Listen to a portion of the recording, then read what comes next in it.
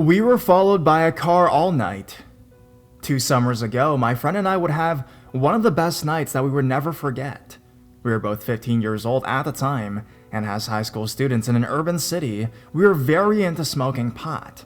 Mind you, marijuana is decriminalized where I live, so it wasn't necessarily illegal, but I must admit, we were pretty young when we started, seeing as both of us had very strict parents that would have disowned us if they ever caught us smoking. We would often have to sneak away for a smoke break when they weren't at home or when they were at school in between classes. But this hot summer night was special because her parents had left the city for the night and my night owl father had just turned in. It was about 3 a.m. in the morning when she met me in the middle of my street. The night started off playful enough. It was the both of our first time sneaking out, and we were excited to have this teenage movie experience. We went to our smoke spot in the local park, which was in a boarded up cubicle on the play structure where a slide used to be. It wasn't the most hidden place to smoke, but we didn't mind, as the neighborhood was quiet that night, and not a single car drove down the street the entire time we balled up. We were just about to put our light out when a sports car pulled into the street directly in front of us. It was the first car we've seen all night, and only car sitting in the empty street. The car still had its lights on and sat there for a while, the driver not moving for what felt like minutes before he sped away. My friend and I watched this all happen, but in our high state, we didn't think much of it until the same car drove past us moments later. At this point, we were getting kind of suspicious, but we chalked up to simple paranoia from the weed. As we were getting up to leave, the same sports car pulled into the driveway of a house across the street, and just as it did earlier, sat there with its lights on, unmoving, until it pulled away minutes later. Neither of us could get a good look at the car or the driver, but we both were kind of spooked and decided to take the small path to another park that was closer to both where we lived. When we got to the entrance of the second park, we realized the mistake that we had made. The entire park was flooded in darkness, and all the lights that were normally on were turned off for that night. As I was turning around to leave, my friend pulled me into the dark shadows and told me to look at the park entrance. Sure enough, that same sports car was right there, in front of the park, sitting and waiting. We were both terrified, especially since we knew that we had to get to the entrance of the second park from the first. The car would have had to have driven across the entire neighborhood, as there were no real roads connecting them, but just as it did last time, the car sat there for a minute before it peeled away at illegal speeds. At this point, my friend and I were ready to go home.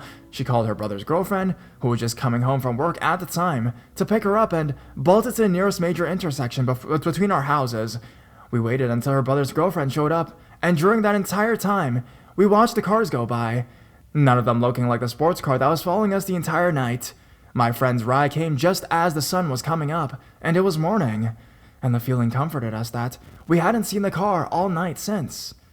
I walked home alone. Looking back at it now, going to the second park on the surface seemed like a dumb mistake, but it was one of the smartest moves we've made that night. I figured that the driver thought we cut through the park to the residential houses behind it and lost us in the darkness, or left to drive around to the back entrance to catch us. Either way, the driver in that sports car, let's not meet.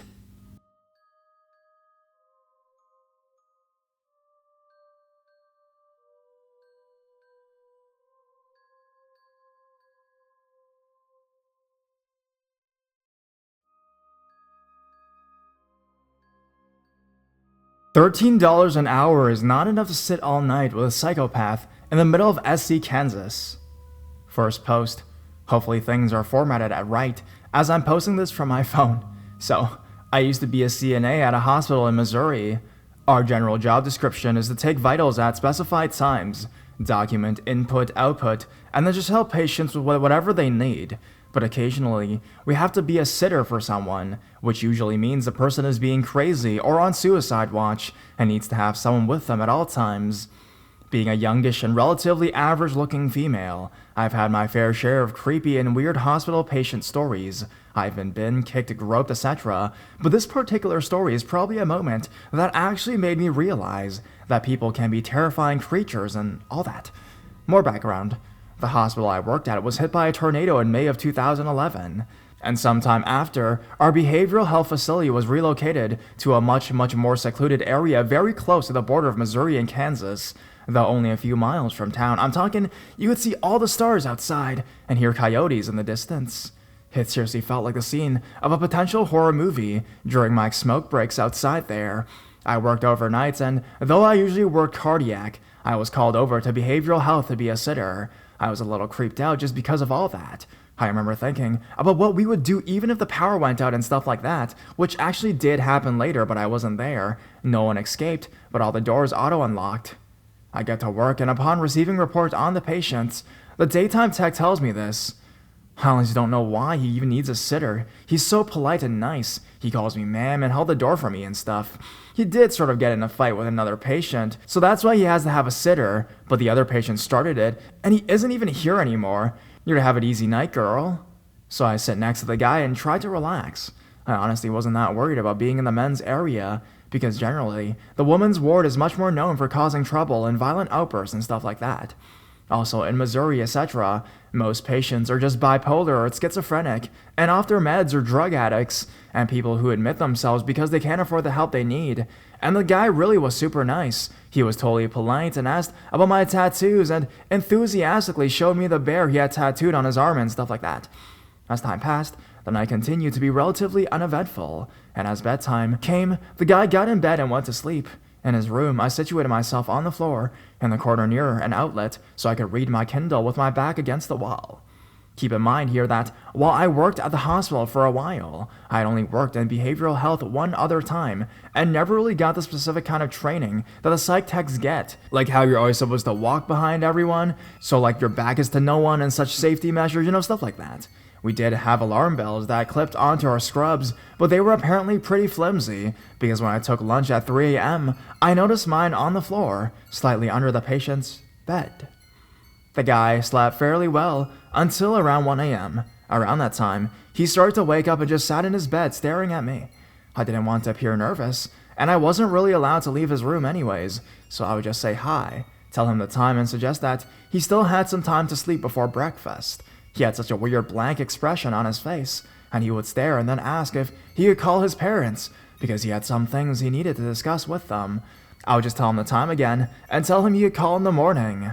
Around 3 a.m., I took my lunch with a nurse who was assigned to my patient. While we were eating, she told me that she couldn't believe I was brave enough to sit in his room, all things considered. I asked him what she was talking about, and said since he only needed a sitter for fighting the other dude, I wasn't really worried. That's when the nurse proceeded to tell me that the man was admitted because he kept threatening to murder his parents. That incident kept escalating from him making telephone threats to bringing a gun to dinner with them, until finally, they brought him in when he started leaving corpses of violently slaughtered animals on his parents' doorstep. She told me that when they went into his trailer, there were a bunch of gutted and dead animals in his home, and there was blood and feces smeared all over the walls. So, I don't know if the daytime girl didn't know all that, but I definitely had myself cornered in this guy's room. I'm 5'4", in the spot, literally the furthest away from the door, with an alarm button that had fallen off of me half the night anyways, with a guy showing so many serial killer symptoms, and I was told he only needed extra care because another patient had initiated a fight with him?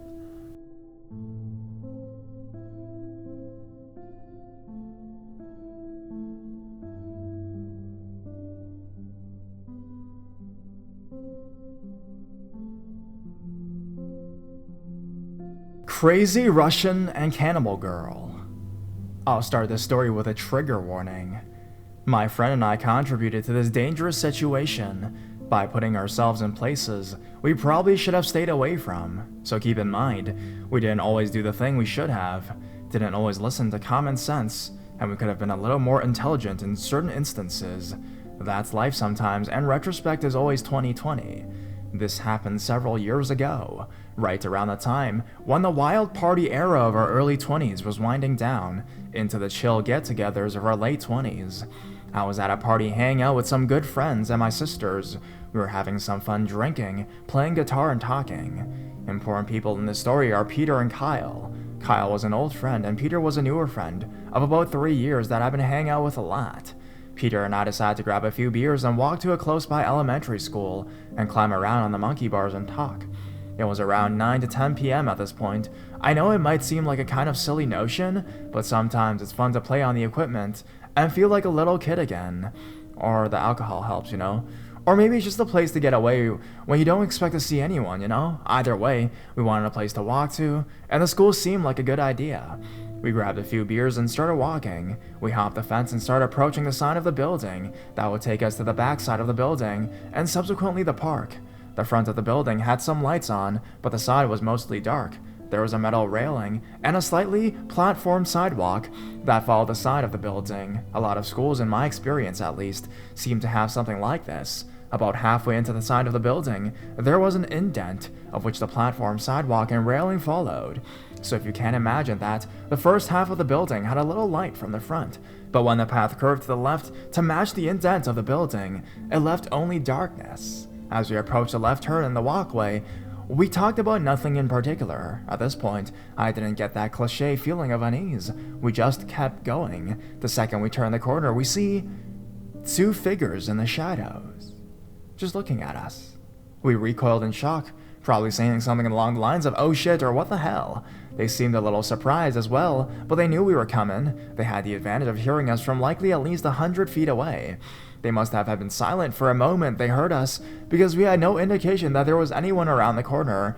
After the initial shock, both parties realizing that the other wasn't, at least for the present moment, posing any danger to each other, we relaxed a bit and said hi. We learned that they had a similar idea as we did, and were drinking alcohol at the school.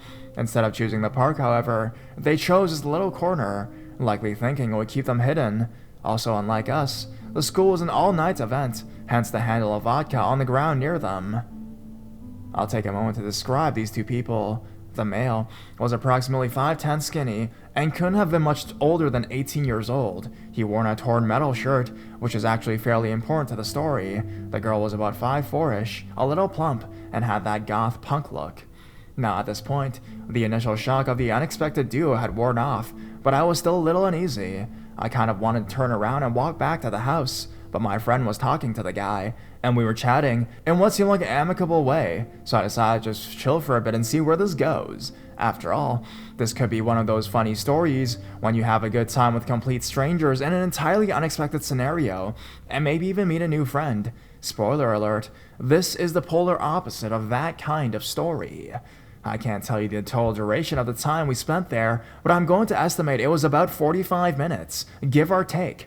As the minutes filled the hourglass, the vodka in the bottle dwindled away. I was gingerly sipping my beer, not sure what to expect from the night, and wanting to stay alert. As the vodka receded in the bottle, red flags started to pop up left and right. The last one below brought the tension to a maximum, far exceeding the initial shock of running into the strange duo.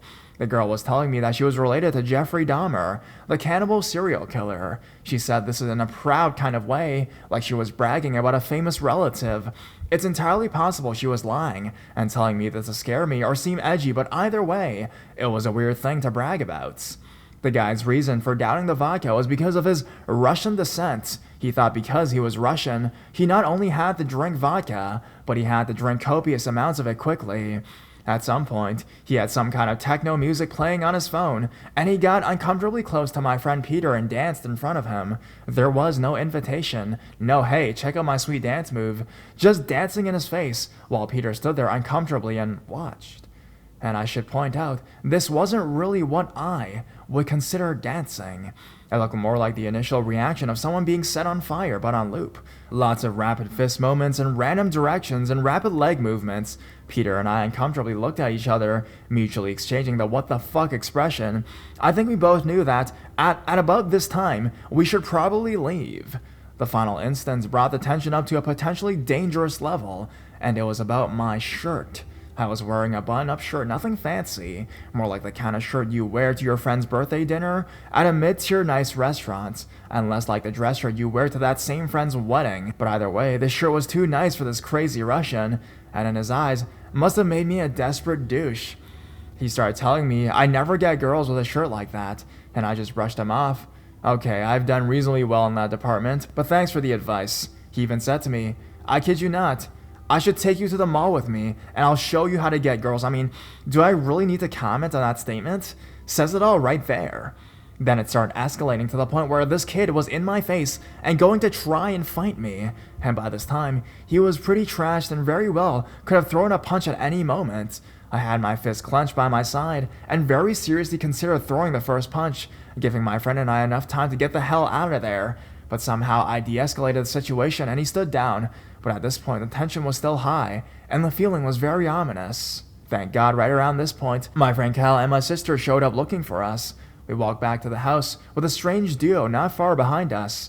I talked to Kyle ahead and briefly explained the weirdness of the last 45 minutes, while Peter stayed behind and talked to the strange duo. It's important to state that, regardless of all the weirdness of the night, the crazy Russian only had a real problem with me. My friend's shirt must have been just the right level of not nice, that it didn't even ping the crazy Russian's radar and trigger his anger against moderately nice shirts. So Peter walked behind, talking with the strange duo, further trying to diffuse whatever tension was left, and just being a genuinely nice guy. Me, however, walking ahead and whispering to Kyle, must have felt some kind of paranoia that we were talking smack on the strange duo. I wish I could end right here with the old crazy Russian and cannibal girl, that's not me, but unfortunately, the night gets much worse.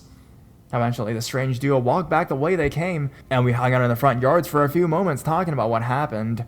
I recounted all the weirdness for about 15 minutes. We went inside, hung out for a while, and let the recent events kind of drift away. The plan was to get this train back on the rails and to have a good night. At some points, Peter asked me to go outside and have a smoke with him in the front yard. The layout of the front yard is very important to this next part. When you walk out the front yard, the garage and driveway is almost immediately to your left. The garage protrudes about 5 feet or so from the front door. There was a truck in the driveway, and the plan was to chill by the tailgate and have a cigarette. I walked along the right side of the car on the driver's side, while my friend walked in between the garage and hood of the car to go around the left side. As he's nearing the left side of the hood, I hear him yell, "Oh, hi," in a shocked, but not altogether friendly way. I look over and see him standing there, and the crazy Russian standing in front of him. This all happened in a matter of a second, but it seemed like a minute. They both stood there for a moment. You could see the crazy Russian studying Peter's face for a split second, before his fist went up and he hit Peter right in the temple. Peter hit the car, then the garage, and went down. Thank God the garage was there to dampen the fall a little bit. The strange duo took off down the street. I wish my first reaction was to check on my friend, but I ran after the crazy Russian. After all, the punch was clearly meant for me, not Peter, who had been nothing but nice the whole time, so I couldn't let the crazy Russian get away with it. And the way he was sloppily running, he was clearly drunk, and I wouldn't have too much trouble catching him. Right around this time, my sisters and Kyle came outside. Hearing the ruckus, they checked on Peter while I chased the strange duo. I caught up to the crazy Russian and punched him several times, getting him in the back of the head and the cheek. Eventually, he was able to get away and ran off. I didn't chase at that point. I felt I got equal vengeance and then some. My friend was delirious, not quite sure what year it was, and then there was blood dripping everywhere. He did know who the president was, which he humorously pronounced as Obama. We brought him into the shower and cleaned him up, got him dried off, and eventually determined that we had to bring him to the hospital. He turned out to be fine, and we eventually left the hospital at around 6 in the morning, went to my apartment, and finally got some rest. It was apparent that they had followed us back without us seeing them, and had hidden behind the car listening to us talk about them. They must have been really pissed off. The really creepy thing is that they must have stayed there for like another 30 to 60 minutes just waiting. The thing that scares me the most, other than the fact that my friend could have been seriously injured, is that one of my sisters could have walked out there. In the strange duo's state of mind, they seem to have no problem attacking indiscriminately. So, crazy Russian and cannibal girl, let's not meet.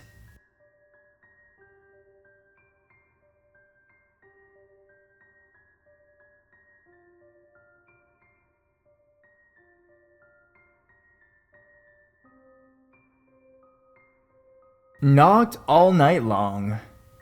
I was in a college my junior year. I lived in a 2-bedroom, 2-bath dorm. This is relevant in the story. My roommate and I had roomed together before, so we were pretty good friends. Long story short, we slowly but surely stopped being so close. So my roommate gets his boyfriend who's like 30 and doesn't go to college at all. He spends the night or whatever, but I don't care, that's her business, and my room locks. Anywho, one night, her boyfriend comes over and brings some creepy friend along. He was polite enough, but I didn't want anything to do with him. I made sure to go to bed before they did, so I wasn't left out in the living room with him. Because he was spending a night too, and didn't even want him to think there was a chance in hell he could sleep with me.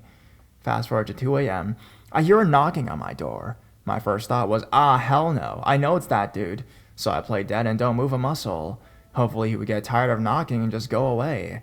The knocking got louder and louder and angrier sounding. Finally he stopped for a second. Then I hear him turning my doorknob and pushing up against my door. Luckily I slept with my door pad locked. Once he figured out he couldn't break the door down, he just kept knocking all night long, as I lay there in fear that at any moment, the door would give. Yes, I did think that maybe he had to use a restroom, but he should have asked his friend or went outside. He's a man, after all. Finally, morning came and he stopped. I fell asleep for maybe like an hour or so.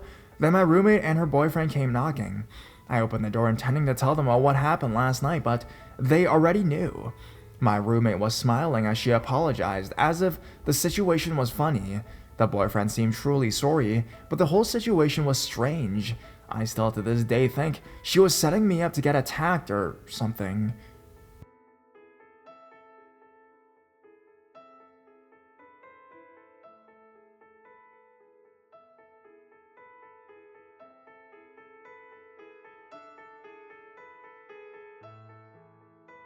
I was a night audit worker at a hotel.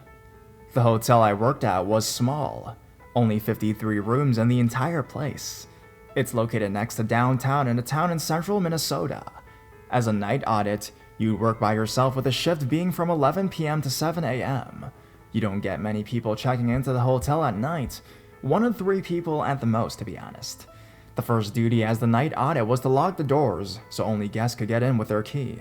There's also a phone on the wall next to the main entrance, in case somebody arrives after the doors are locked, or somebody orders pizza, what have you. There's a front door in the lobby, a back door in the lobby, and 2 side doors. I proceed to lock all of the doors and head into the back behind the front desk to do laundry. As there is no staff on hand to do laundry, another task for the night audit is to finish any remaining laundry that wasn't finished during the daytime. There's a cordless phone you can bring with you when you go into the back or around the other parts of the hotel. We had no more scheduled check-ins that night, but there was a couple of rooms available. I heard somebody try and open the front door, was unsuccessful and left. Moments later, the phone rang, and when I answered, the other person did not talk right away. I walked up to the front desk and the other person finally started talking. They went on a spiel saying that they were a former cop and something about, forgive me if this part's a bit fuzzy, having court in the morning, and that if they weren't let in, they were going to come in and shoot me, and that they were circling the hotel. There are windows that look out to the front of the hotel that is visible from the computer I walked to during the phone call. I told them I was sorry, we didn't have any rooms available, and they hung up before I even finished my sentence. I looked out the window, and there was a person standing across the street staring back at me with a phone in their hand. At this point, I'm really freaked out, and I go to all the doors to double check that they were all locked. It was a good thing I checked because one of the side doors had been propped open with a doorstop. Obviously, I shut the door and proceeded to go to a conference room with sight of where the person was standing. I kept the lights off and peeked through the blinds, but the person was gone. I was pretty freaked out the rest of the night because there are windows pretty much everywhere in this hotel. So if this person was watching me, they would be able to all night if they pleased. So, person who threatened to shoot me while I was working, let's not meet.